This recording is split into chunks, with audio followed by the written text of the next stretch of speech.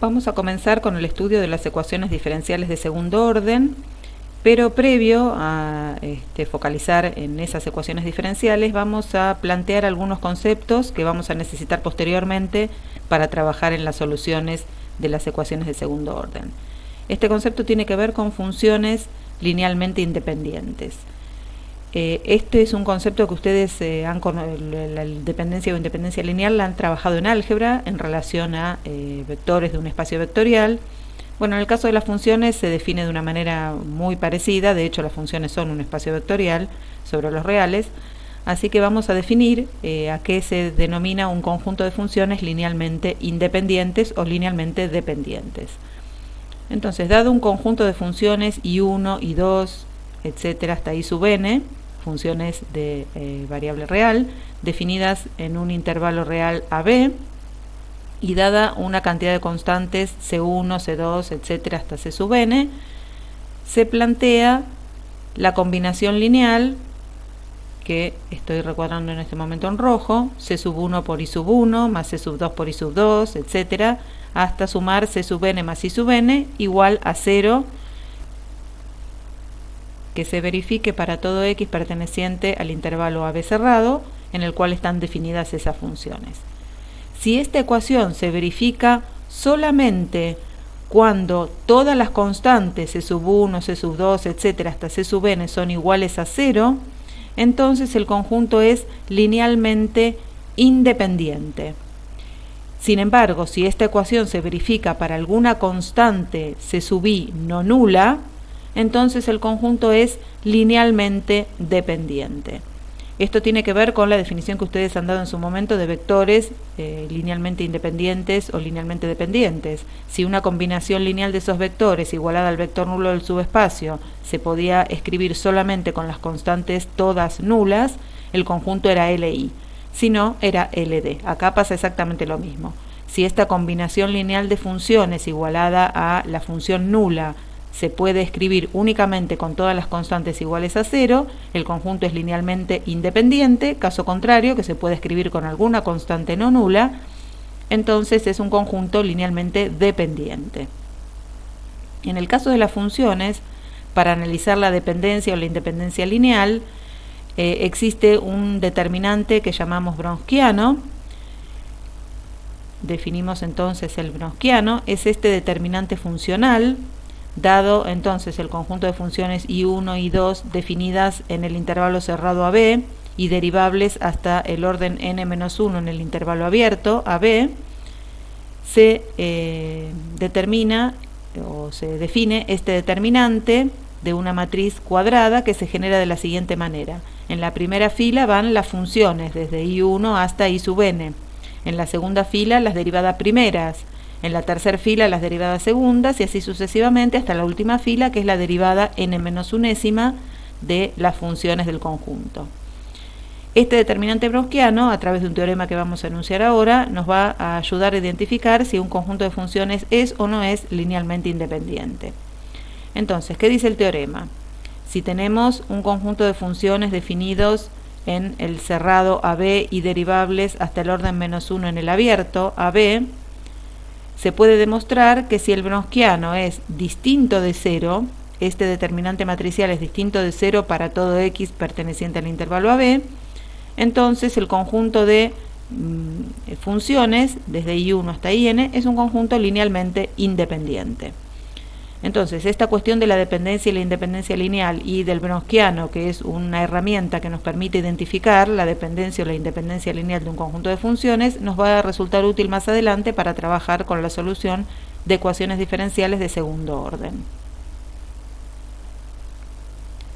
Vamos a definir formalmente estas ecuaciones diferenciales en las cuales vamos a trabajar y vamos a clasificarlas de acuerdo a la función q de x que encontramos aquí a la derecha.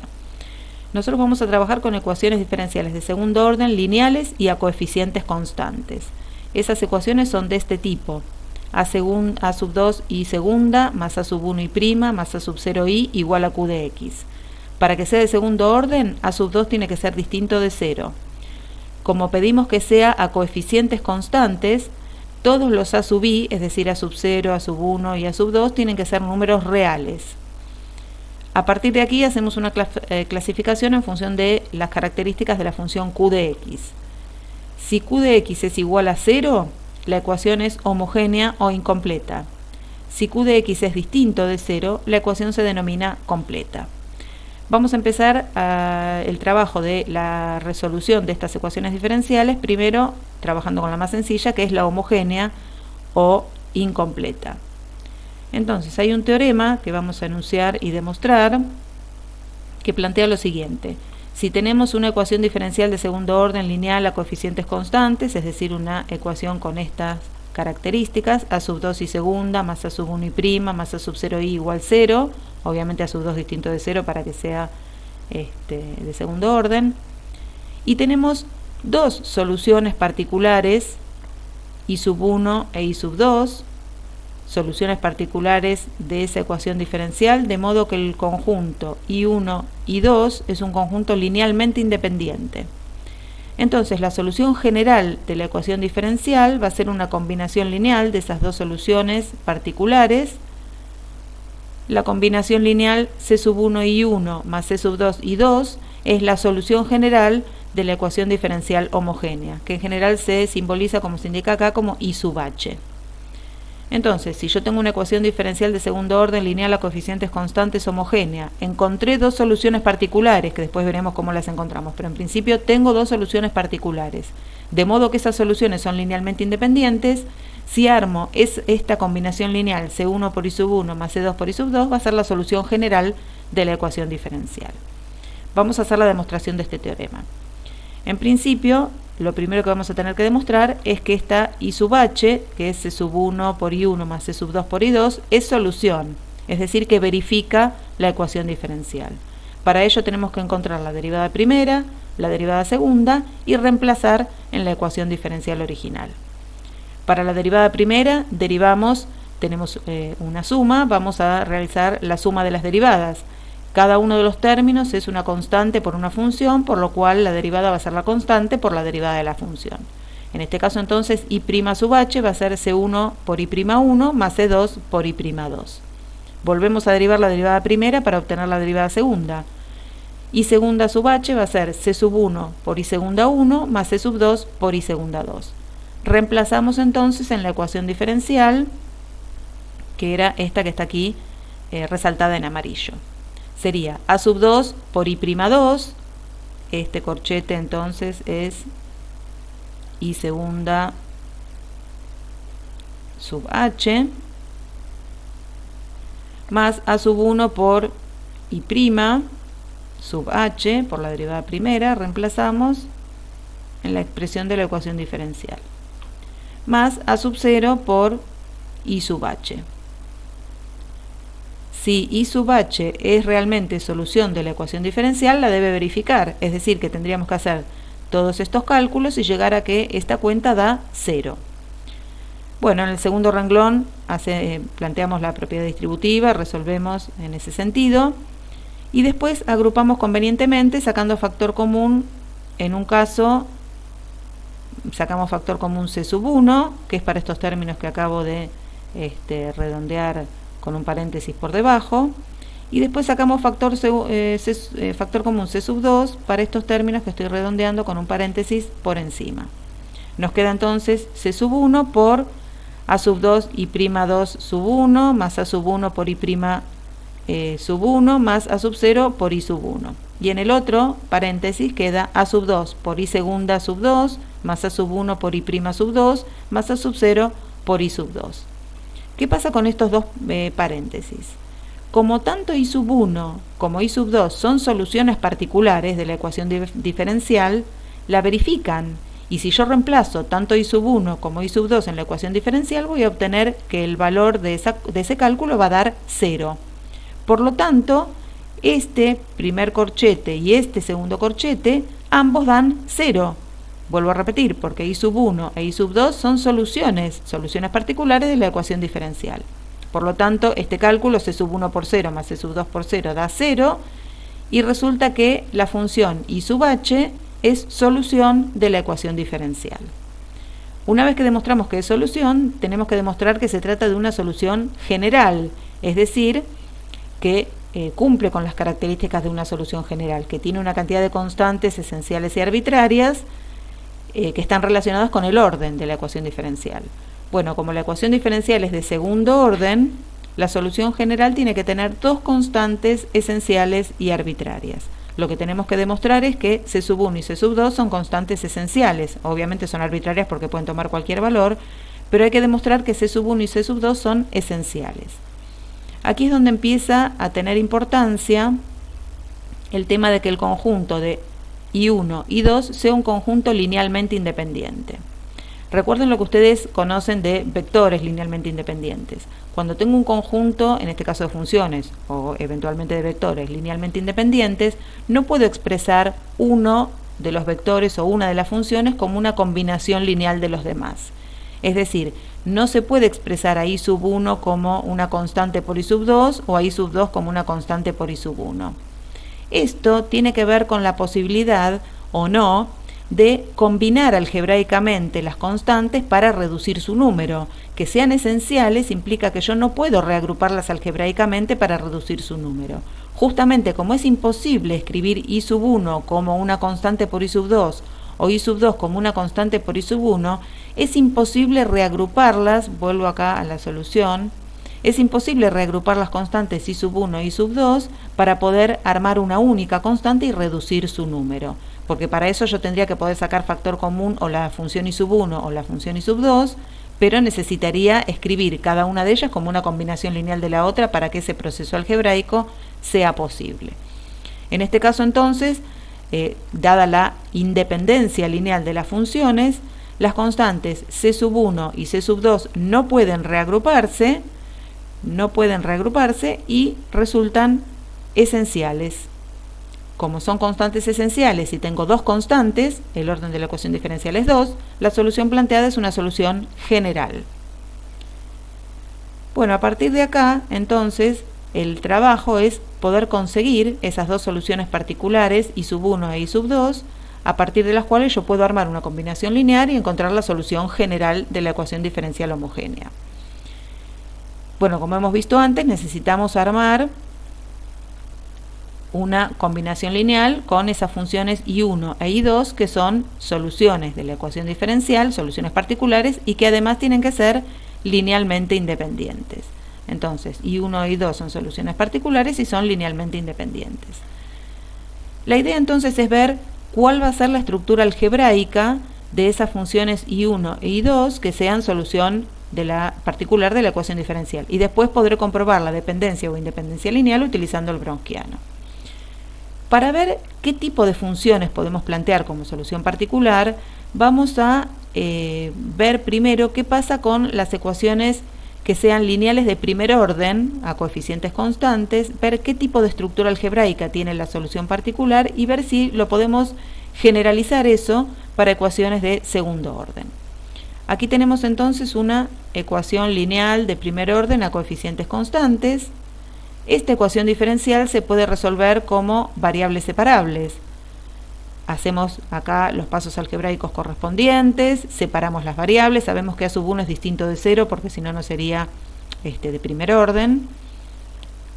Separamos, como dije anteriormente, las variables, obtenemos entonces la opción para integrar, que sería esta. Integramos miembro a miembro. Obtenemos que el logaritmo de i es igual a kx más c. Si consideramos una solución particular, recuerden que estamos buscando soluciones particulares, con la constante c igual a 0, nos queda que i es igual a k por x. Este valor k, como se indica acá más arriba, es menos a sub 0 sobre a sub 1, pero es una constante real. Entonces, ¿qué es lo que podemos analizar después de haber resuelto estas ecuaciones de primer orden, homogéneas, lineales y a coeficientes constantes?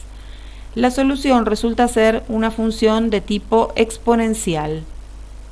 Entonces, lo que vamos a hacer ahora es plantear para las de segundo orden también una función exponencial y ver si resulta ser solución de la ecuación diferencial. Digamos que hacemos una analogía con las ecuaciones de primer orden lineales a coeficientes constantes y lo extrapolamos para las ecuaciones lineales a coeficientes constantes de segundo orden.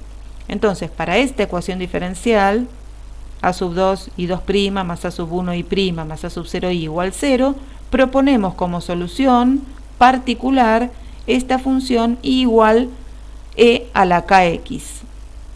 El tema es ver cuál es el valor de esta constante k para que resulte solución de la ecuación diferencial. En el caso de las de primer orden, esa constante k era menos a sub 0 sobre a sub 1.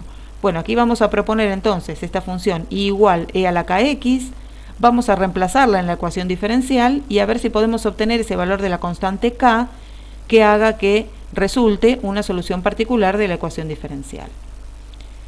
Como y es igual a e a la kx, tenemos que obtener la derivada primera y la derivada segunda para reemplazar en la ecuación diferencial y ver si podemos determinar ese valor de la constante k. Y' va a ser k por e a la kx e y segunda va a ser k cuadrado por e a la kx. Reemplazando en la ecuación diferencial, obtenemos a sub 2 k cuadrado e a la kx más a sub 1 k e a la kx más a sub 0 e a la kx, todo igual a 0.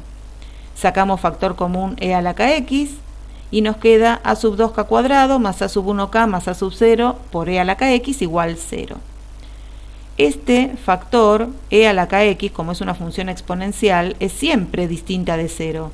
Por lo tanto, para que esta igualdad se verifique y la función propuesta sea solución de la ecuación diferencial homogénea, tiene que cumplirse que a sub 2 k cuadrado más a sub 1k más a sub 0 sea igual a 0.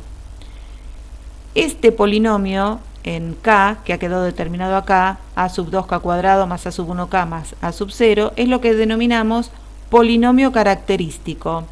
Es el polinomio característico de la ecuación diferencial, que se construye de la siguiente manera. Los coeficientes son los coeficientes de la ecuación diferencial, a sub 2, a sub 1 y a sub 0.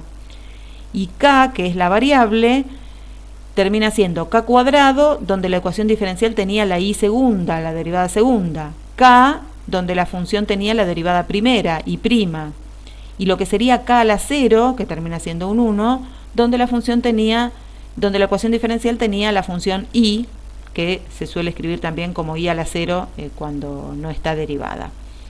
Entonces, si yo encuentro las raíces de este polinomio característico, es decir, los valores de k que hacen 0 esta ecuación, voy a poder obtener los valores de k que me permiten armar una solución particular de la forma y igual e a la kx.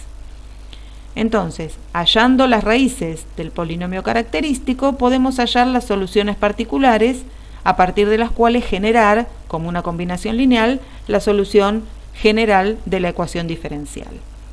Entonces, como el polinomio característico es un polinomio de segundo grado, hay distintas opciones para las raíces de este polinomio. Pueden ser raíces reales distintas, puede tener una raíz doble o puede tener raíces complejas conjugadas. En cada uno de esos casos vamos a tener que hacer el análisis particular para ver qué pasa con esas funciones y sub 1 e y sub 2, ver si son realmente linealmente independientes y entonces en cada caso cómo se genera la solución general.